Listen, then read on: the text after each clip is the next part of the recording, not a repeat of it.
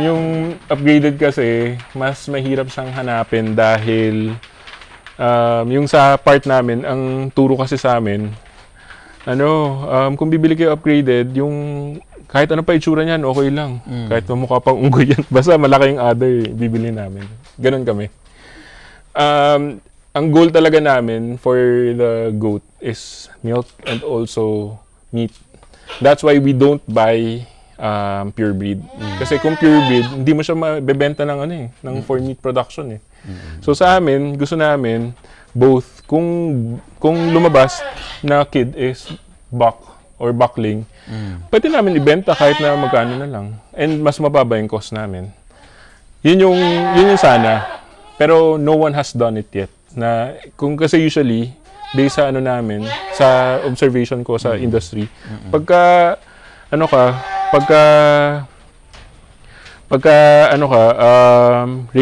dairy goat farmer ka, usually breeder ka rin. So kasi mas malalaki yung breed mo eh. So basically, bebenta mo rin yung buck mo as breeder. Yeah. Pero yung sa amin, ayoko nang ganun kasi ang dami ng breeder. Ang dami. So it doesn't make sense for me kung I'm not sure kung tama or mali. Pero pag sinabi mong goat meat, hindi naman siya katulad ng baka na may grading Wagyu, USDA, Angus, blah blah blah. Pero sa goat, pag kinatime yan, kambing pa rin naman yan eh. Pare-pares ang lasa niyan. So paano mo malalaman na siya, di ba? So sa amin, to mitigate our capital expenses, we want to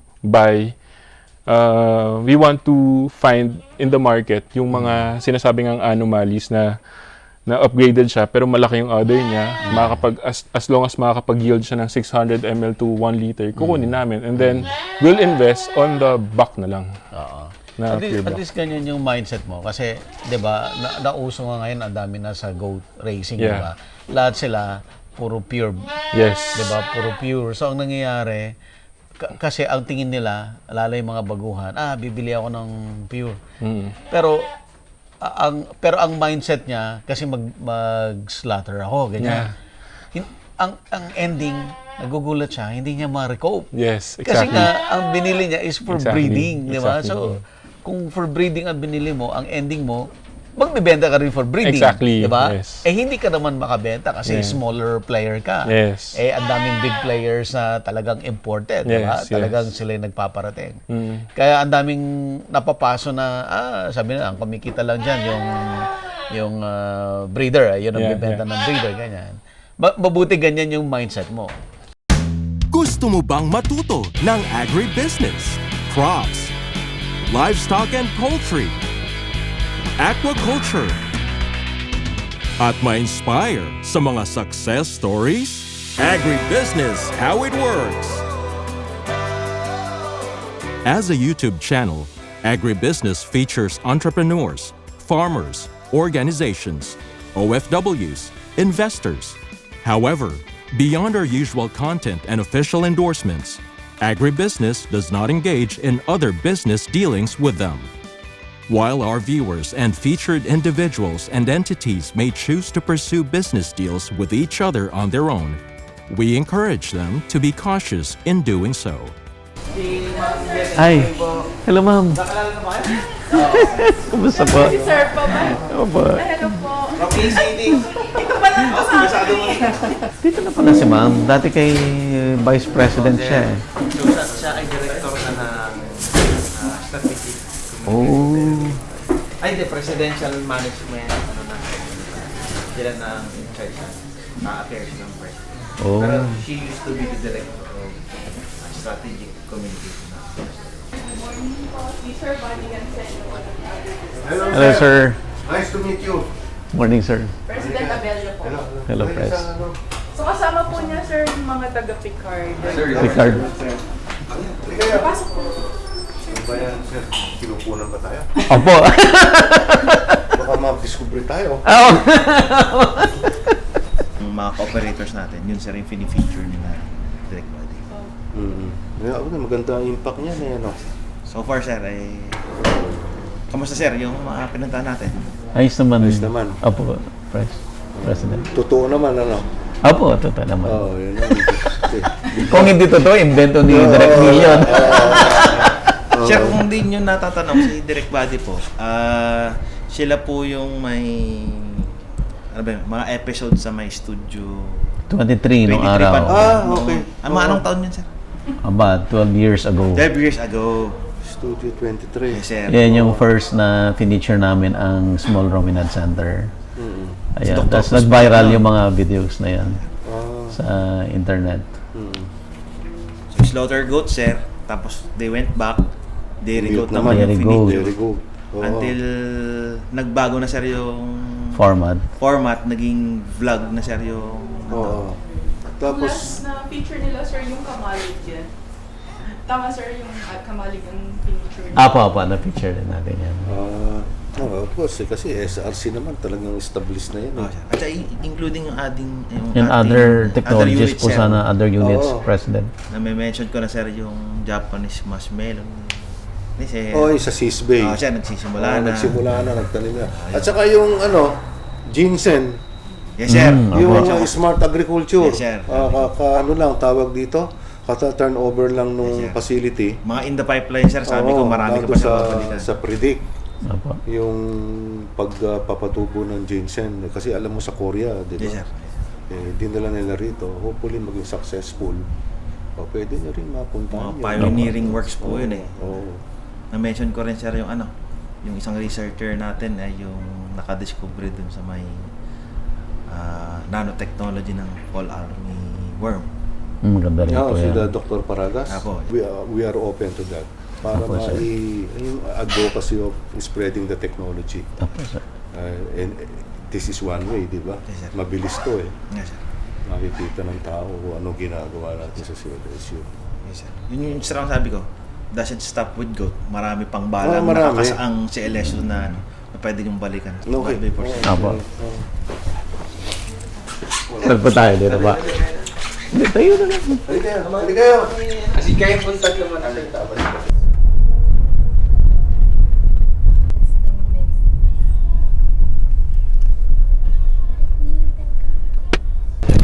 Hello, sir. Sir Dennis. Hello po. Ay, talaga, sir. At saka si Ma'am Kat yung kanyang Ay, hello, ma'am. Hello po. My wife, that's dalawang kids, and my mom. Laki ng farm, sir. Ano po siya? 12 hectare na farm. Primarily mango trees po siya, 700 plus mango trees. And then we've allocated around 2 hectares for The goats. basically po kasi integrated farming talaga dapat. Kaya lang nung nangyari, since we're having problems with labor, and admittedly I'm trying to do too much with limited people. So ang focus na lang namin yun is more on goat farming. I see. So we're here at the Mapalad Integrated Farm where the owner, Sir Dennis Hong. Ang involvement natin and paano na-involve sila sa may mismong project is that nagbisita sila sa may Small Rominad Center seeking advice about goat racing. Meron silang sinimulan na goat project nila. Wala pa yatang isang taon nun. Yeah. Although meron na silang existing na goat house. So they're trying to look for people that can help them with a lot of things. Pero dun sa Small Rominad Center, patungkol dun sa pag-aalaga ng kambing. And we promised na habang isasabay namin ito, habang nagmo-monitor kami for the project, sasabay namin sa kanila. And then sa pagkikipagkwentuhan kay Sir Dennis, yung ibang ginagawa nila sa agriculture, hindi pa ganun pumipick up. Eh siyempre ang linya namin goats, tapos nakwento na pwede sila mag-engage dun sa may project. Sabi namin, let's try para may return kaagad. So sabi ko nga sa kanya, yung bahay mo kako, medyo malaki at saka medyo bakal kako yung pagkakagawa. Medyo mahirap habulin kaagad kako. Pero at least with the project, may ma-appreciate kang return na kaagad kahit maliit pa lang as compared dun sa may malaki. So yun po, dun po nagsimula and we selected him as the model dairy goat farm. Siya po kasi ay may background sa may marketing. Nung tinanong namin, just in case na ikaw yung mapili namin na model dairy goat farm, anong pwede mong gawin doon sa may goat's milk? So, nagustuhan namin yung plano niya, lalo na may access siya sa may Metro Manila. Ayan. Kasama natin si Sir Dennis kung kagaya ng nasabi ni Director Neil ay sila rin ay naging part ng Let's Do Business. Sir, kumusta po yung pagkikipag-negosyo ninyo or pagiging isang adapter ng technology nila sa CLSU? Actually, sir, it's doing good market-wise. The only problem that we're having is we lack supply. Supply. Yes. That's why our marketing is more on the tactical side more than the strategical. Kasi yung nauubusan din po ako ng supply. But we see a lot of potential in the business. That's why we're more focusing now on the goats, raising goats, dairy goats, rather than doing other stuff like. Kasi before the plan was really to be an integrated farm. Okay. So we have mangoes, we have vegetables. The goat was part of the cycle. So yung dung manure i-compose and then ibabalik namin. Basically ganun dapat. Kaya lang nagkakaroon kami problema sa vegetable farming. So we just scale down and then we focus more on raising goats na lang. Sir, may narinig ako sa interesting na term na tactical versus strategic. Can you expound yung sir? From what I've learned, tactical is yung basically short term. Alright. Pagka strategic, more on the long term plans. But right now, since yun nga, ang ginagawa po kasi namin, more on online selling lang which is very limited given that I don't have the logistics. So more on, for example, instead of opening dealerships, I have to sell it on retail by myself. And then, ang downside lang po nun is, for example, kung medyo malayo yung shipment, maatras. Nalulugi ka? Hindi naman po. Care of buyer naman po yung, yung shipping fee. The only problem is that pagka lumalayo yung malayo, umaatras minsan. So parang wala akong magawa. Kasi right now, I only have this, kung i-develop ko naman yung logistics ko, wala rin kukuha sa akin ng third party kasi layo din. Malayo. Tsaka hindi regular. Kung regular sana na scheduled, pwede. But on a positive note, maganda naman po yung mga feedbacks ng mga bumibili sa akin. Actually, marami po akong regular buyers. Every week or every 10 days, nag-stock na sila. Kasi we sell it frozen So, pag yung frozen, mas mahaba yung shelf life, mas pwede mo i-store. So, ginagawa nila, minsan order sila 5-10 bottles, good for 10 days or good for 2 weeks, ganyan. Yung frozen na yan, pasteurized na yan? Opo, pasteurized. Okay. Ano ba yung manner mo of promoting online? Right now, we boost sa Facebook. Pero Feeling ko masyadong maluwang yung yung scope. Hindi naman po. May limitations. Naka-target. Target marketing siya. And yet, may nare-reach pa siyang malayo. Ginagawa ko po kasi instead of sa isang area lang, Metro Manila, yung buong Metro Manila, may mga natitisod na minsan, okay lang kahit QC. Pero most of the time, 50 to 60% of the time, or 60 to 70% of the time, pag sinabing QC, or pag sinabing medyo malayo na, mataas na yung shipping fee, umatras. Pero minsan, may mga times naman na sinaswerte na pagka, kunyari, Quezon City siya, okay lang sa kanya. Ganun. Pero mas marami na yung binibili niya. So, ilan po yung dough na ginagatasan natin? Right now, we got 5 from CLSU. But as of now, we're milking, I think, 3 or 4 from CLSU. Tapos, from our end, meron po kaming 4. So total mga nasa 7 yung ginagatasan po namin. Pero all of them are upgraded. We don't buy Yung pure. pure kasi sobrang mahal eh. Pero na-mention na before meron ka ng goats. Yeah. What happened doon sa goats? mo? Actually, nag-start lang kami. Bumili kami ng tupa. May tupa nga kami dyan ngayon. Tapos meron din kaming kambing. 4 yung sinumulan namin. Unfortunately, since we don't have any knowledge on raising goats, namatay yung 2 because may nakapasok na stray dogs. Okay. And then, yun, nag-start kami. 2 lang yung natira. Tapos, ayun. And then we met Sir Neil. They trained us how to manage goats. And then, from then on, yun na, ano na po kami. Right now, we're in the midst of buying more upgraded goats.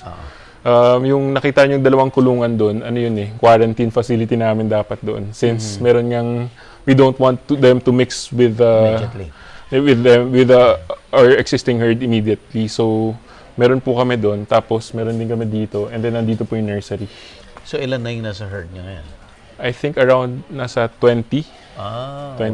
Okay. Ang target mo talaga is gaano kalaki yung herd, supposedly. Um, To eventually, kasi right now, even doon sa 20, parang doon ka pa rin sa, hindi pa rin sa strategic, no? Yes. Dito ka pa rin sa, what do you call the other term? Tactical. Sa tactical pa rin, no?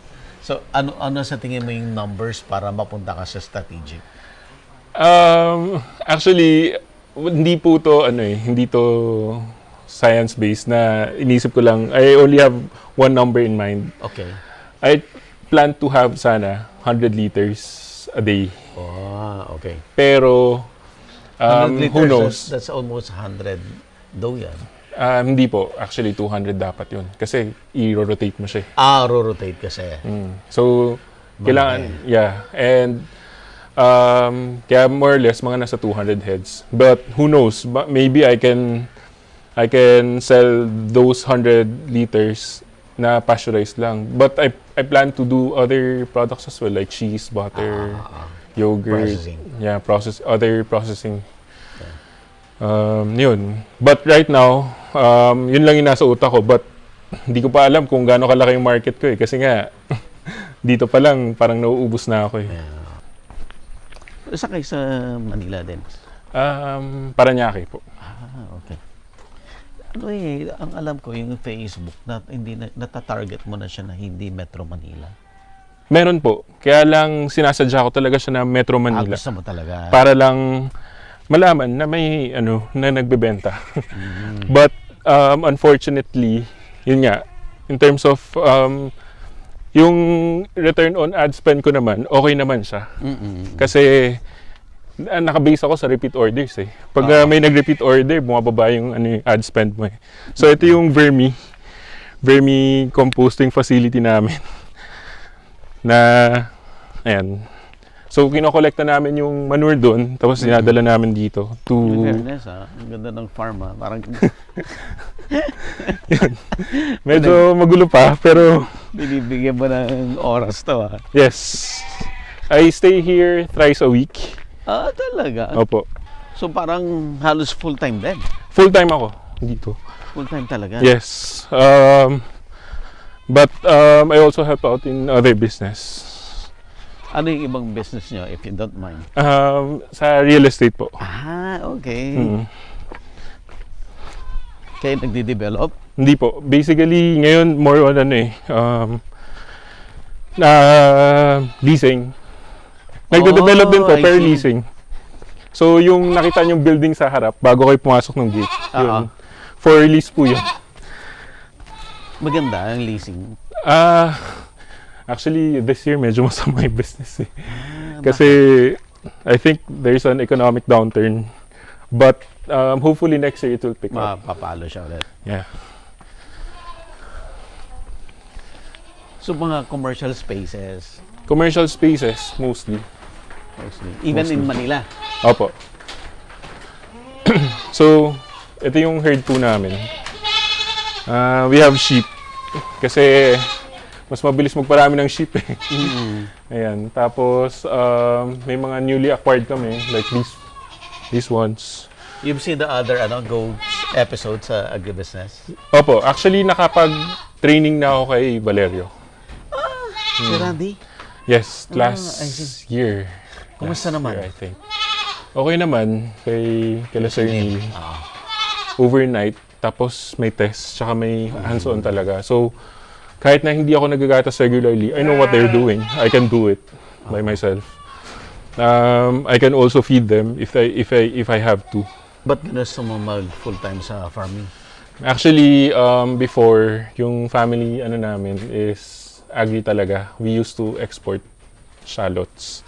So that's where I developed my love for farming. And I see a lot of potential in it. Kaya lang, yun nga, hindi siya madali. Sobrang dami naming trial and error na ginawa dito. Ayun. Tapos, right now, may mga mali pa rin dito tulad nung kasi dati, itong kulungan, kaya itong kulungan na to, 4 na quadrants lang yan eh. Since na, based sa experience namin, nag-aaway sila lagi, so we had to divide yung mga kulungan. Sobrang dami pang mali. Ayan, tulad yan, itong flooring, mali rin yung bili namin nung plastic matting, medyo manipis. Kaya kailangan namin doblehin. Yun. And also, sa cultural management, may mga issues din kami na parang hirap din kami i-manage din. Kaka-start lang rin kasi namin eh. So, ilang taon na ba kami? No, the farm was established. We got the farm November 2021. So, pa lang? Less than 3 years. Yung mga mangga mo, kumikita? Fortunately, yung last 2 harvest namin kumita. Pero yung first ever harvest, yung first ever na spray season namin, Talo? naloko kasi kami. Yun yung lagi naming sakit. Laging sa tao talaga. So, Mabilis ka mag-trust dun sa tao. Ganun. yeah, tsaka nung start po kasi namin, wala kaming kilala eh. So we had to rely on people introducing Makakausap mo to lang. us, ganun. So ngayon, mas natututo na kami unti-unti. You're learning the hard way. Yeah, tuition fee basically. That's our tuition fee. Tuition fee. So, pero yung itong season, last year, December harvest, Maganda. saka March, kumita naman. I'm happy to say na kahit paano kumita. Kahit na nung time ng March, di ba, grabe bagsak nung mangga na presyo. Fortunately, napaaga lang kami ng konti ng harvest. Otherwise, tatamaan din kami. Tatamaan ka rin. Yeah, but Maganda daw ulit next year. we'll see. Panoorin mo yung episode ko kay Rico Batong Bakal. Yeah. Napanood mo? Napanood ko lang yung isang episode, pero nasa watchlist ko siya, hindi ko lang Mo siya mabalikan. kasi doon and-explain na bakit maganda yung harvest itong year na to Yeah. at bakit magiging maganda yung harvest next year. Actually, hindi naman po yung harvest yung problema, yung pressure. Impression, kaya kailangan matimingan mo. Yeah. Matimingan mo. Pero swerte mo na harvest mo ahead of time. Yung, kasi, lang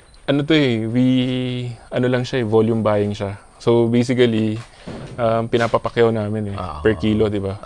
Nung last day ng harvest, yun na, nag-search down na. So, Pero nakabawi ka na. yun, kita na lang yun basically. Kumbaga gravy na lang yun. so thankfully, kumita pa rin kahit pa paano. Ayun. So itong kulungan mo, maliit pa to. Ay, marami pang space. Yeah, I think it can accommodate around 25 to 30 heads. But More. yeah, we're in the midst of expanding, buying. As for Kanino ka bumibili? actually lang po, nag-i-scout lang kami. Kasi Walang naituturo si Sir Neil? nagtatanong nga rin siya sa amin kasi minsan kung upgraded eh. Kulang na. Yung upgraded kasi, mas mahirap siyang hanapin dahil yung sa part namin, ang turo kasi sa amin, kung bibili kayo upgraded, yung kahit ano pa itsura niyan, okay lang. Kahit mamukha pang unggoy yan. Basta malaki yung other, bibili namin. Ganon kami.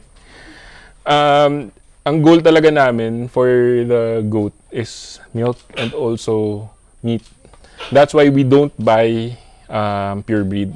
Kasi kung pure breed, hindi mo siya mabebenta ng ng for meat production eh. So sa amin, gusto namin both kung lumabas na kid is buck or buckling, pwede namin ibenta kahit na magkano na lang. And mas mababa yung cost namin. Yun yung sana. Pero no one has done it yet. Na kung kasi usually based sa namin, sa observation ko sa industry, pagka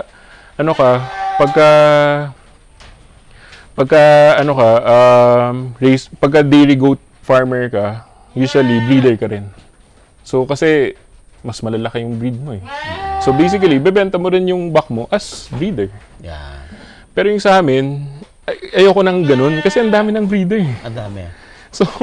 So it doesn't make sense for me kung I'm not sure kung tama or mali. Pero pag sinabi mong goat meat, hindi naman siya katulad ng baka na may grading Wagyu, USDA, Angus, blah blah blah. Pero sa goat, pag kinatay mo yan, kambing pa rin naman yan eh. Pare-pares ang lasa niyan. So paano mo malalaman na siya, di ba? So sa amin, to mitigate our capital expenses, we want to find in the market yung mga sinasabing ang anomalies na upgraded siya pero malaki yung other niya, as long as makakapag-yield siya ng 600 ml to 1 liter, kukunin namin and then we'll invest on the buck na lang. Na At least ganyan yung mindset mo kasi 'di ba nauso nga ngayon ang dami na sa goat racing, 'di ba? Lahat sila puro pure. Yes. 'Di ba? Puro pure. So ang nangyayari kasi ang tingin nila, lalo yung mga baguhan, bibili ako ng pure. Pero ang mindset niya kasi mag-slaughter ako, ganyan.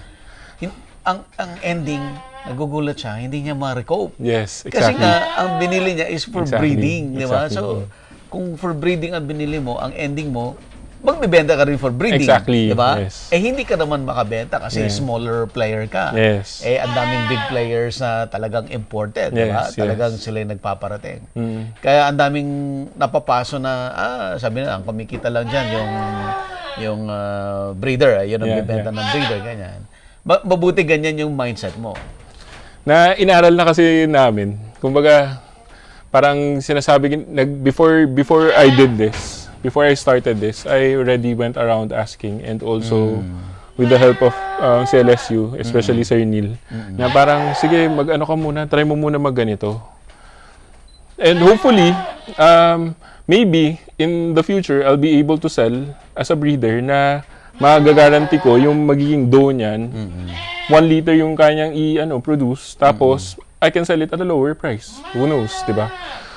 Yun yung track na gusto kong sundin na parang ginagawa nila DOST Picard minsan na 'di ba, they find the pure breed and then they mate it para ma-propagate yung like sa Itik Pinas or dun sa mga native chickens.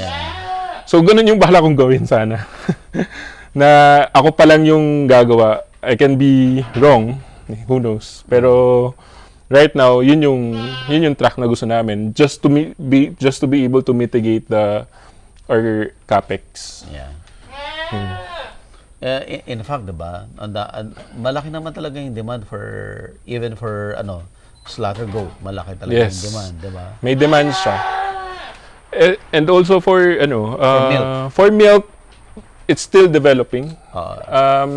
Yung mga customers namin usually they try 1 bottle, tapos doon mo naman malalaman kung magre-repeat order, ibig sabihin nagustuhan nila. Kung hindi, edi wala. Since milk yung direction mo, 12 years ago, nakagawa na kami ng episodes about goat dairy, diba? And until now, yung problems na sinasabi nila before na it's something unfamiliar, ganyan, hindi alam na. 12 years after, yun pa rin yung problem. Ano yung take mo doon? Actually, I'm not really familiar with the situation 12 years ago. Okay. Pero right now, as it is, siguro 12 years ago, hindi pa ganun ka-develop si Facebook hindi pa ganun ka-develop yung social media. Mas mahirap pa magbenta. Alright. Ngayon, kasi for me, mas mahirap pa rin naman, pero hindi naman siya na ganun kahirap in terms of pupunta ka doon, maglalako ka, mas mahirap yun eh. Unlike sa social media or sa internet, you just search goat milk, the benefits of goat milk, ang dami nang lalabas eh. So, people are more open in trying goat milk right now as compared before maybe. Kasi wala pang research gano'n na lumalabas about it. Pero ngayon, ang dami na eh. In fact, I have clients who are really, they really intend to find substitute for, I'm not saying that cow's milk is bad, but they're trying to find substitute for cow's milk or powdered milk. Kaya hinahanap talaga nila kami minsan. Ganun. Agribusiness merch is now available on Shopee and Lazada. Agribusiness, how it works. Instruct, inspire, succeed.